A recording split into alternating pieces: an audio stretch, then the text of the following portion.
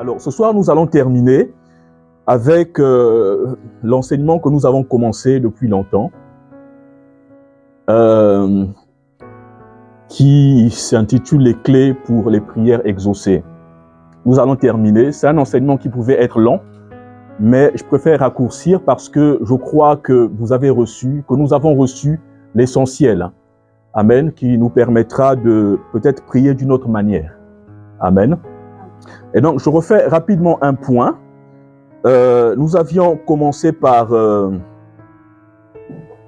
les points suivants. Voilà, donc prier sincèrement le Dieu véritable. Il était important pour nous de savoir que Dieu était notre Père. Amen. Et ça, c'est Jésus qui l'a dit à ses disciples. Dieu est notre Père et Dieu a un royaume.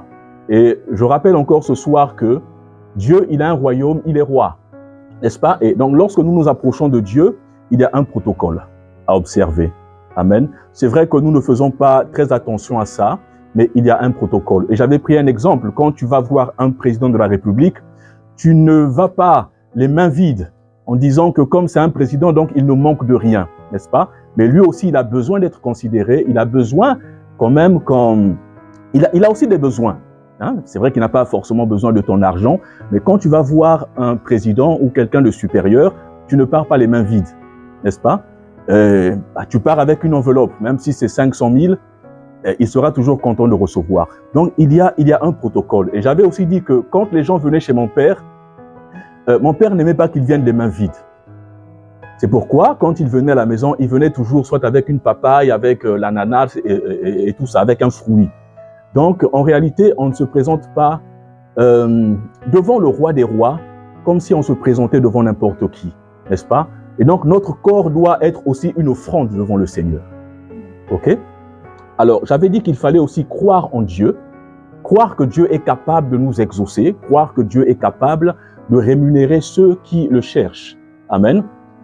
Mais aussi croire dans les prières, dans les paroles que nous faisons sortir de notre bouche. Parce que ces paroles ont un pouvoir, n'est-ce pas? Donc, les paroles de notre bouche ont de la puissance. Et Jésus avait dit, si tu ordonnes, si tu demandes à cette montagne ôte-toi de là et jette-toi dans la mer, c'est ce qui va se passer. Donc, c'est ce que tu dis qui va se passer, n'est-ce pas? Et donc, si tu n'as pas confiance en Dieu et que tu n'as pas confiance dans les paroles qui sortent de ta bouche, ta prière, elle n'a pas d'efficacité. Amen. Alors, le troisième point, c'était la générosité ou les bonnes œuvres. Et nous avons vu par Tabitha, Corneille aussi et le roi Ézéchias. Ézéchias qui était au bord de la mort, mais il rappelle à Dieu ce qu'il a fait pour lui, n'est-ce pas? Et Dorcas, elle était morte avant qu'elle ne soit ressuscitée, elle était morte. Mais les veuves ont montré ce que Dorcas faisait. Amen. Et donc, ce sont des actions qui touchent le cœur de Dieu et qui font que lorsque nous sommes dans le besoin, mais Dieu est un Dieu qui se souvient. Et Dieu a un livre de souvenirs. Donc, nos actions sont marquées, n'est-ce pas? Et donc, Dieu aussi, parfois, pour nous exaucer, lorsque nous traversons des moments difficiles, il a besoin de savoir, de connaître aussi nos actions.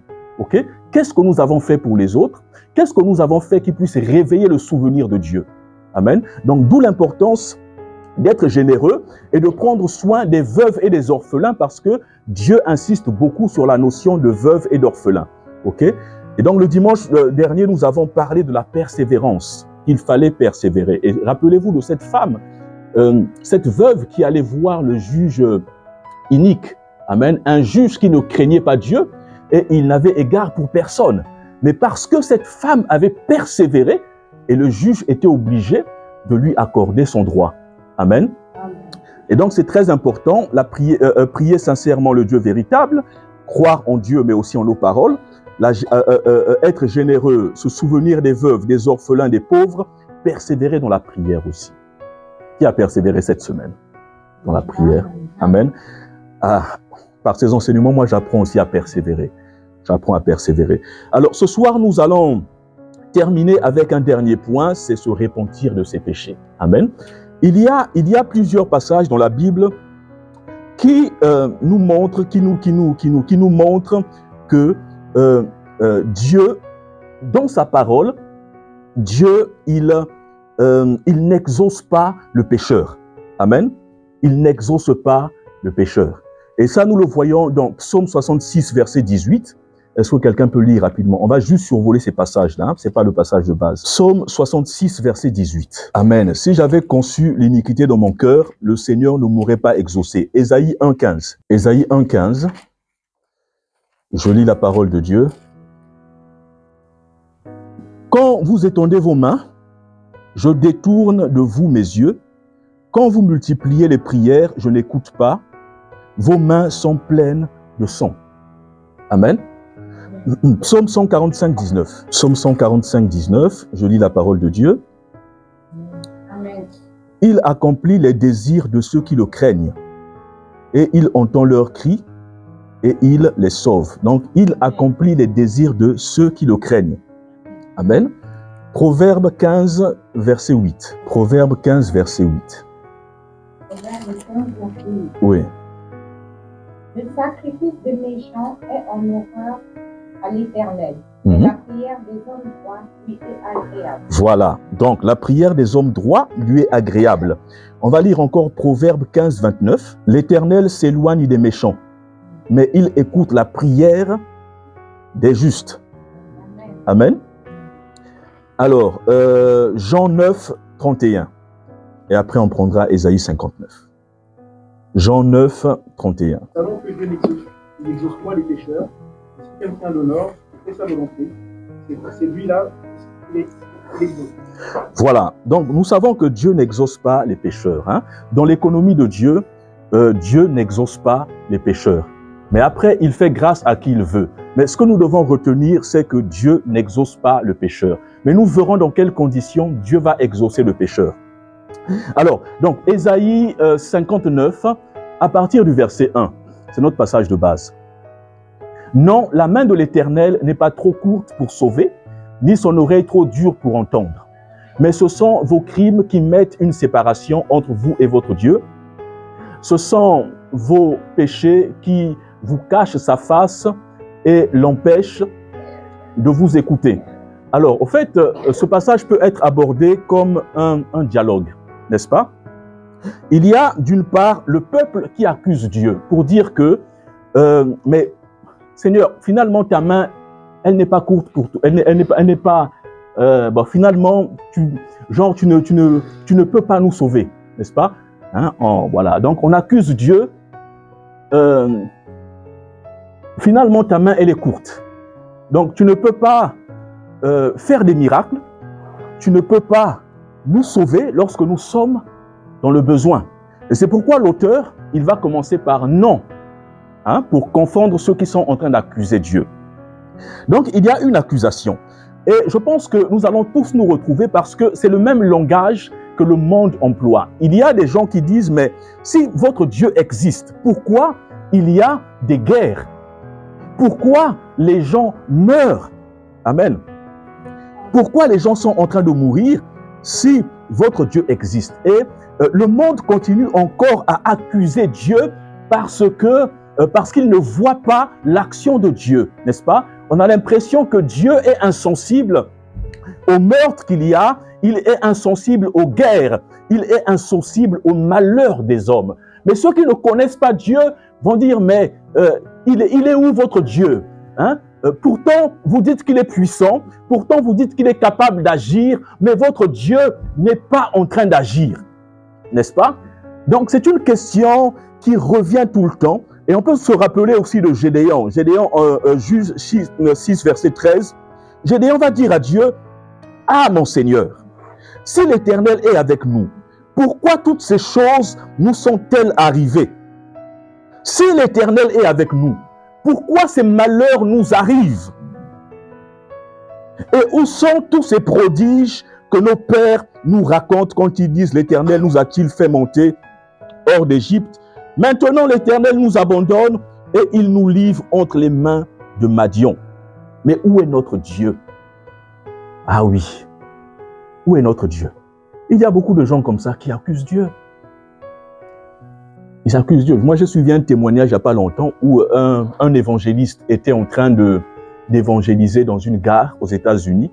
Et il y a une femme qui l'interpelle en disant, « Oui, mais moi, ma vie, je souffre, je n'ai pas d'enfant, je n'ai pas de mari, ma vie est un calvaire. » Mais cet évangéliste a repris la dame en lui disant, « Mais si aujourd'hui vous souffrez, c'est parce que vous n'avez pas accepté Dieu dans votre vie.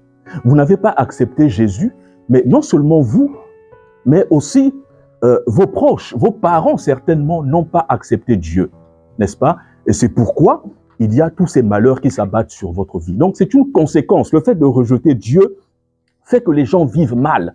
Amen. Et encore, il y a encore eu des témoignages. Les gens se sont posé des questions, mais pourquoi nos enfants dans les écoles, il y a un taux élevé de banditisme. Les choses ne vont pas bien dans notre société. Amen. Et pour réponse, on se dit, mais dans les écoles, vous avez chassé Dieu. Avant, il y avait même un crucifix. Dans chaque classe, on a tout enlevé. On n'ose même plus parler de Dieu. Donc, là où Dieu est censé être dans notre société, Dieu n'est plus. C'est pas que Dieu a décidé de partir, mais les hommes ont choisi de chasser Dieu. Donc, Dieu a été chassé de nos écoles. Amen. Et aujourd'hui, nous voyons les conséquences. Dieu a été chassé à tous les niveaux de la société. On ne veut plus entendre parler de Dieu. Mais la conséquence est là. On a des actes immoraux qui sont en train de croître. On a la criminalité qui grandit. Il y a le rejet de Dieu. Les hommes deviennent insensibles. Notre société est en décadence parce que Dieu n'est plus dans notre société. On a chassé Dieu. Amen. On a chassé Dieu. Et donc, ce sont ces gens-là qui vont se dire un jour, mais où est passé votre Dieu que vous servez? Mais en réalité, vous avez chassé Dieu de vos écoles. Vous avez chassé Dieu de vos sociétés, de vos maisons. Vous avez chassé Dieu, n'est-ce pas? Et donc, l'auteur, il dira, mais non, vous vous trompez. La main de l'Éternel, elle n'est pas trop courte pour sauver. Amen. Dieu est encore capable de sauver. Lorsqu'on fixe les regards vers lui, Dieu est capable de restaurer les vies. Dieu est capable de sauver. Il fait encore des miracles aujourd'hui, n'est-ce pas? Il est encore tout puissant. Il est encore tout puissant. Donc Dieu est capable de sauver encore des vies. Donc sa main n'est pas courte pour sauver. Il n'a pas perdu sa puissance. Et son oreille n'est pas trop dure pour vous entendre. Et nous avons vu dernièrement que Dieu aussi est omniprésent. Amen. Et David pouvait dire que même quand il va dans le séjour des morts, Dieu est là. Il se cache dans les ténèbres. La lumière de Dieu vient briller sur lui. Amen. Donc Dieu peut se trouver dans des endroits qu'on ne peut pas soupçonner. Dieu est partout. Pendant que nous sommes en train de faire le culte, Dieu est là. Tu es en train de marcher, Dieu est là. Amen. Il assure ta protection, il te regarde, il entend les soupirs de ton cœur. Lorsque tu es en train de pleurer, Dieu entend. Amen. Souvenez-vous de comment on l'appelle là, de l'Égyptienne Agar. Agar se retrouve dans le désert avec son fils. Mais Dieu n'est pas là. Dans le désert, il n'y a personne. On ne s'attend pas à ce qu'il y ait une visite. Il n'y a personne dans le désert. Mais pendant que son fils Ismaël est en train de pleurer, mais nous voyons qu'il y a un ange du Seigneur qui vient. Amen. Parce que l'ange avait entendu les pleurs de l'enfant, n'est-ce pas? L'ange avait vu les soupirs du cœur de Agar. l'ange est venu. Donc, dans le désert, Agar ne pensait pas rencontrer Dieu, mais elle a vu Dieu dans le désert. C'est pourquoi elle dira, elle appelle ce Dieu Ata El Roi, c'est-à-dire le Dieu qui m'a entendu. Pendant que j'étais en train de pleurer, il m'a entendu. Bien-aimé, les oreilles de Dieu ne sont pas trop dures pour entendre. Dieu entend, il entend au plus profond de notre cœur. Il voit nos gémissements. Il entend nos soupirs, il entend nos pleurs. Lorsque tu es en train de pleurer dans le secret dans ta chambre, tu penses qu'il n'y a personne, mais Dieu, il t'écoute. Amen. Il t'écoute et sa main n'est pas trop courte pour toucher. Alléluia. J'insiste beaucoup sur cette partie. Bien-aimé, Dieu est puissant en tout temps. Il est puissant pour agir. Il est puissant pour nous sortir du danger. Alléluia. Il est puissant pour nous délivrer de l'adversité. Il est puissant pour nous guérir. Quelle que soit la maladie, Dieu est puissant. Mais, malheureusement pour les hommes, ce sont vos crimes qui mettent une séparation entre vous et votre Dieu. Alléluia. Dieu est toujours prompt à agir dans nos vies. Dieu est toujours prompt. Mais le problème, ce n'est pas Dieu. Amen. Mais le problème, c'est, il dit, ce sont vos crimes. Vous savez, dans la littérature hébraïque, parfois, dans une phrase, il peut y avoir deux demi-phrases, mais qui veulent dire la même chose. Amen. Vous voyez? Donc, ce sont vos crimes qui mettent une séparation entre vous et votre Dieu. Maintenant, pour que nous puissions bien comprendre ce que l'auteur, la pensée que l'auteur veut transmettre, il va rajouter encore, en réalité, ce sont vos péchés qui vous cachent sa face et l'empêchent de vous écouter. Donc, le péché, c'est une barrière qui nous sépare de Dieu. C'est un mur. Chaque fois que nous péchons, c'est comme si nous sommes en train de poser des briques. Nous sommes en train de bâtir un mur. Alléluia. Dieu n'a pas un problème, mais c'est le péché qui a la capacité, qui a la puissance de nous séparer de Dieu et de faire que Dieu ne va pas écouter nos prières. Lorsque nous allons crier à lui, Seigneur, donne-moi peut-être d'avoir mon examen. Seigneur, donne-moi un mari. Donne-moi une épouse. Seigneur, donne-moi du travail. Mais parfois, Dieu n'entend pas. Amen. Dieu n'entend pas parce que il y a des murs il y a un mur qui s'est dressé entre Dieu et nous. Alléluia. Il y a un mur qui s'est dressé. Et ce mur-là, il correspond, oui, comme j'ai dit, au péché. Amen. Voilà. Ce sont nos crimes, ce sont nos péchés qui font que Dieu il ne nous écoute pas et il n'étend pas sa main sur nous lorsque nous nous trouvons dans l'épreuve. Et donc, c'est très important que nous puissions le savoir. Alors, avant d'aller plus loin, je ne vous poserai pas la question, mais est-ce que nous avons idée de ce que c'est que le péché? À quel moment voilà. Donc, il y a plusieurs définitions. Amen. On parle du péché lorsque nous nous sommes éloignés de Dieu. Déjà, lorsque nous ne croyons pas en Dieu, nous ne croyons pas en Jésus, nous sommes pécheurs. Amen. Mais lorsque nous avons cru en Jésus, cette nature de pécheur n'est plus la nôtre. C'est vrai que nous péchons de temps en temps, mais nous ne sommes plus des pécheurs de nature, parce que nous avons été justifiés. Amen. Nous ne sommes plus des pécheurs. Mais il arrive des moments où nous péchons. Amen. Voilà. Il arrive des moments où nous péchons. Donc, le péché, dans 1 Jean chapitre 3, verset 4, il définit le péché comme la transgression des commandements. C'est-à-dire qu'il est allé contre les commandements de Dieu. Amen. Il n'a pas obéi aux commandements de Dieu. Alors, on définit le péché aussi comme le fait de s'éloigner du but. Dieu nous a fixé un but, amen, mais nous, au lieu de marcher vers ce que le Seigneur a prévu pour nous, mais nous désobéissons et nous nous détournons. Amen. C'est aussi le péché. Mais en méditant les Écritures, je me suis rendu compte que la vraie définition du péché, c'est vraiment le Saint-Esprit qui nous l'enseigne. En tout cas, pour ceux qui ont le Saint-Esprit. Amen. Le Saint-Esprit nous enseigne la vraie définition du péché. Je m'explique. Je vais m'expliquer. Imaginez que, dans la Bible, il y a des péchés qui sont clairement identifiés. Amen. Il y a des péchés qui sont clairement identifiés. Maintenant, je prends juste un exemple. Qu'est-ce que je peux prendre comme un exemple? Quand les enfants sont là, c'est un peu sensible. Ok. Dans la Bible, est-ce que c'est écrit qu'il ne faut pas fumer? C'est pas écrit. Amen. C'est pas écrit. Mais pour un chrétien qui se met à fumer, un chrétien qui a reçu le Saint-Esprit, vous verrez que sa conscience va l'interpeller parce qu'il a le Saint-Esprit. Amen.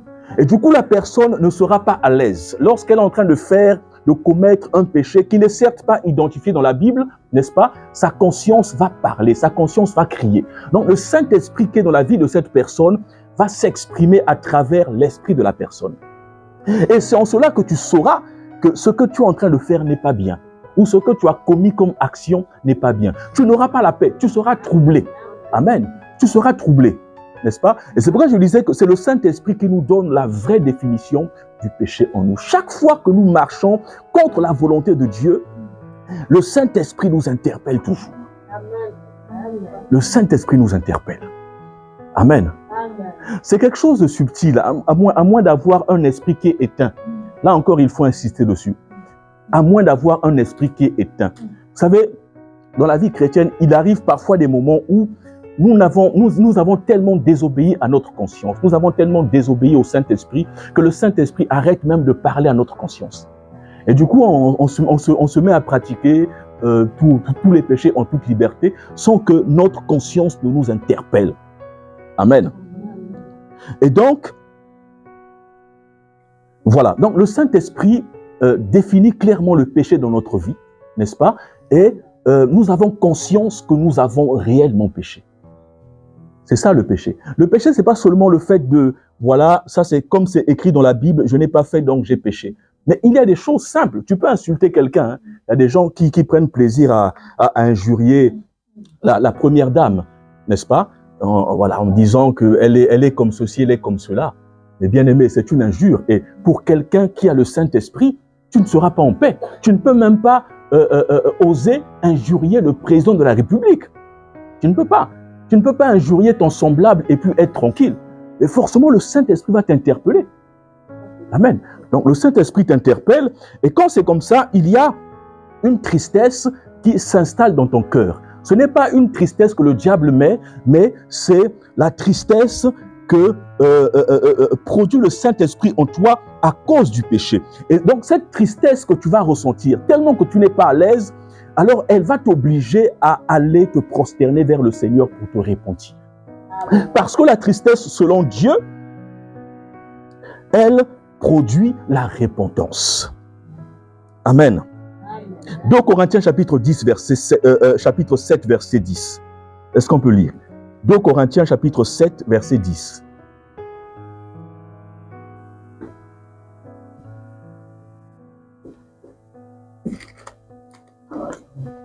« 2 Corinthiens chapitre 7, verset 10, je lis la parole de Dieu.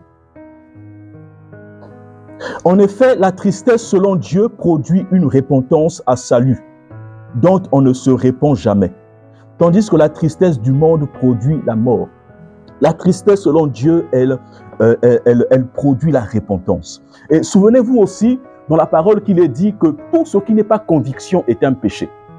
N'est-ce pas? Donc, si tu fais quelque chose et que tu ressens dans ton cœur que tu n'aurais pas dû faire cette chose, tu n'aurais pas dû faire cette chose, bien aimé, c'est pour te conduire, pour t'emmener à te repentir devant le Seigneur. Et ne passe jamais devant ce genre d'opportunité. Amen. Bon, je rappelle en passant que le diable aussi peut semer la confusion dans notre esprit pour déposer en nous la culpabilité, n'est-ce pas? Ça n'a rien à voir. Mais gardez juste dans votre esprit que soyons sensibles à la voix qui crie dans notre esprit, n'est-ce pas? Soyons sensibles à la voix qui nous pousse à nous repentir, à cette tristesse qui vient du Seigneur. La tristesse qui vient du Seigneur et qui nous pousse à la repentance. Si tu as fait quelque chose, n'est-ce pas, et que tu n'es pas à l'aise, bien aimé, va chercher la face de Dieu parce que tout ce qui n'est pas conviction est un péché. Amen. Donc, c'est une occasion pour nous de nous repentir, c'est une occasion de chercher la face de Dieu. Amen. Alors, parlons de la repentance. La repentance, ce n'est pas quelque chose qui peut venir de nous-mêmes. Amen. La repentance, c'est l'œuvre du Seigneur. C'est le Saint-Esprit qui produit en nous la repentance, n'est-ce pas? Par cette tristesse dont j'ai parlé. Donc, la repentance, la vraie repentance, c'est celle qui vient du plus profond de notre cœur. Et elle est poussée par le Saint-Esprit. Je vais m'expliquer. Quelqu'un peut te dire, maman Clarisse, tiens, tu as péché, il faut aller te repentir. On peut te dire ça même une dizaine de fois. Mais tant que toi-même dans ton cœur, quelque chose ne s'est pas passé, tant que le Seigneur lui-même, il ne t'a pas convaincu, il te sera difficile d'aller te repentir. Ce sont des actions spirituelles et c'est pas facile. Alléluia. Le domaine spirituel, c'est pas un domaine qu'on peut prendre à la légère où voilà, on se dit qu'on peut faire des choses par nous-mêmes. C'est comme le salut. On a été sauvé pas parce que forcément on a cherché le Seigneur, mais c'est par grâce qu'on a été sauvé. Amen.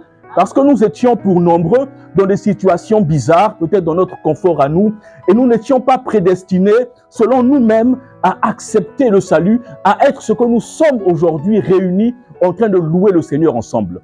Mais il a fallu que le Seigneur, par sa grâce, qu'il nous touche, qu'il nous sorte de là où nous étions, qu'il nous sorte de notre confort, qu'il nous sorte du péché, mais surtout qu'il brise les liens qui nous retenaient captifs.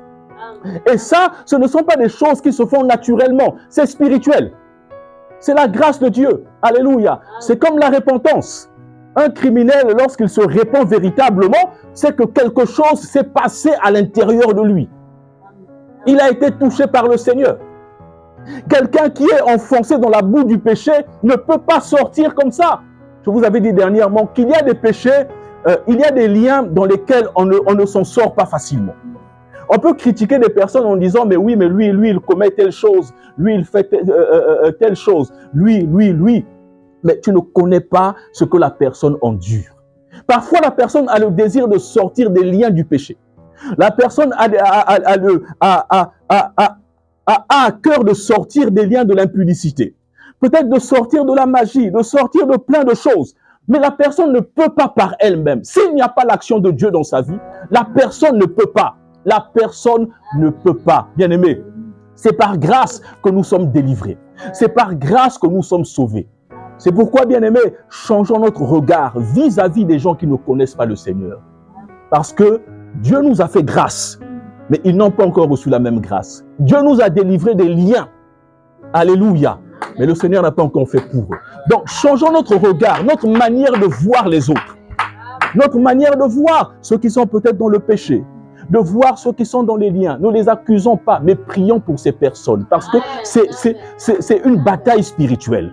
Et par nous-mêmes, on ne peut pas. Donc, c'est pourquoi je dis que la repentance, c'est une action du Saint-Esprit. C'est le Saint-Esprit qui nous pousse à nous repentir. C'est le Saint-Esprit qui nous convainc de pécher. Il met en nous la conviction. Et cette conviction-là, elle nous pousse à aller vers le Seigneur. S'il n'y a pas l'action du Saint-Esprit, notre repentance, elle est fausse. On dira à la personne, c'est bon, je vais me repentir. Oui, je vais me repentir. Je vais me repentir. Je vais me repentir. Mais la personne ne se repent jamais. Il faut, bien aimer, l'action du Saint-Esprit. Et c'est le Saint-Esprit qui nous pousse à nous repentir. Parce que par nous-mêmes, cela est très difficile. Alléluia. Alors, pour terminer avec ça, j'ai dit au départ que Dieu n'exauce pas la prière du pécheur. Mais il existe des cas où Dieu peut exaucer la prière d'un pécheur.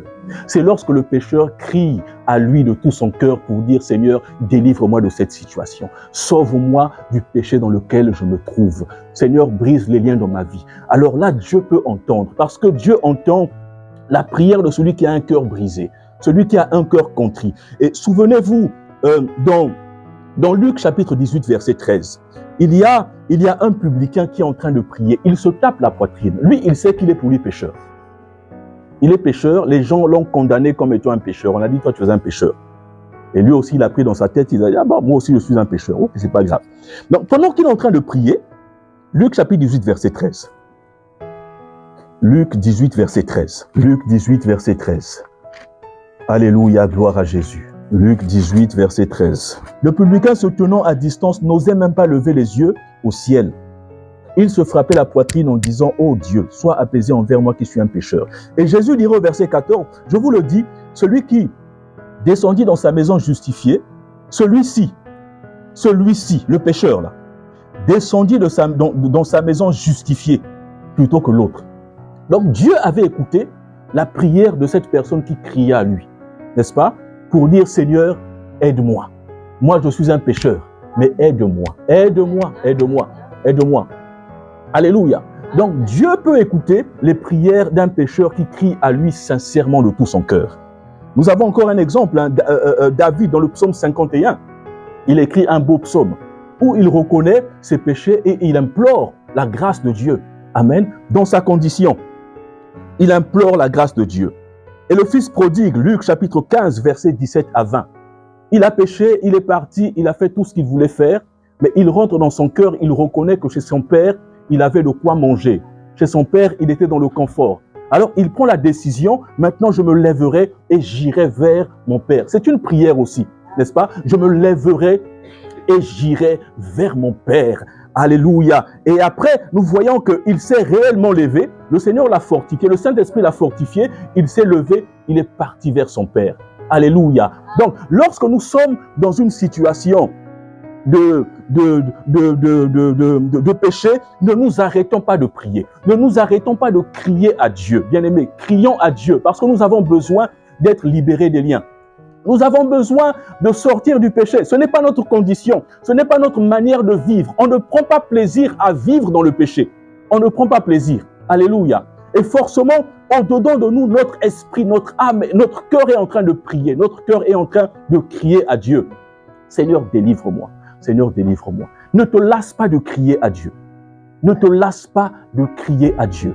Dans les liens, ne te lasse pas de crier à Dieu. Dans le péché, ne te lasse pas de crier à Dieu. Crie à Dieu, crie à Dieu, parce que Dieu entend la prière, même du pécheur qui crie à lui avec un cœur sincère. Alors, c'est là où nous voyons la bonté de Dieu, nous voyons l'amour de Dieu, que Dieu ne rejette personne, que Dieu ne fait exception de personne. Il fait pleuvoir sur le bon comme sur le mauvais. Il fait grâce à qui il veut. Bien-aimé, notre Dieu, il est bon. C'est vrai qu'on nous présente aussi un Dieu qui peut être dur, n'est-ce pas? Mais Dieu est amour, c'est sa nature. Dieu est bon. Alléluia. Dieu est bon. Et nous pouvons toujours retourner vers le Seigneur. Ne restons pas dans une situation de faiblesse. Ne restons pas dans la boue. Ne restons pas dans la pauvreté spirituelle. Quand je parle de pauvreté spirituelle, c'est que nous retrouvons comme le fils prodigue. On a perdu les privilèges. On a perdu notre robe. On a perdu les sandales, les privilèges qu'on avait chez le Père. Alléluia. Mais ne restons pas dans cette situation. Nous pouvons nous lever et prendre la résolution de repartir vers le Père. Je me lèverai, alors j'irai vers le Père. Alléluia. J'irai vers le Père. J'irai vers le Père qui me pardonne. J'irai vers le Père qui me lave de mes péchés. J'irai vers le Père qui brise les liens du péché, les liens de l'impudicité, les liens de la magie, les liens de la sorcellerie, les liens de la cigarette, de tout ce qu'on veut. Mais on a un Dieu qui brise tous ces liens. Alléluia. Dieu exauce nos prières. Et ce soir, moi, je voudrais encourager chacun de nous. Je ne connais pas la condition de chacun d'entre vous, mais je voudrais juste nous encourager à toujours retourner vers le Père. Alléluia. Ne nous éloignons pas de la maison du Père, mais retournons toujours vers le Père. Parce que le Père est toujours prompt à nous recevoir. Et j'aime, pour terminer cette histoire, lorsque le fils prodigue, il va vers le Père. Mais c'est le Père qui le voit de loin. Amen.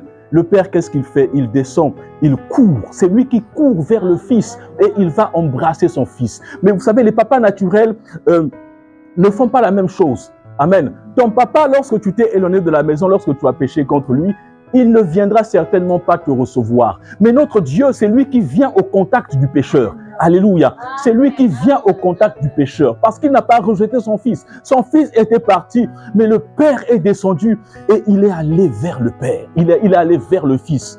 Bien-aimé, Dieu nous attend. Dieu nous attend. Il veut nous voir. Il veut nous voir. Il y a un cantique qui me vient dans l'esprit. Alléluia, Dieu nous attend. Alléluia, alléluia. Oh, béni soit ton saint nom. Tel que je suis, je viens à toi. Sinon, ton sang versé pour moi et ta voix qui m'appelle à toi, agneau de Dieu, je viens,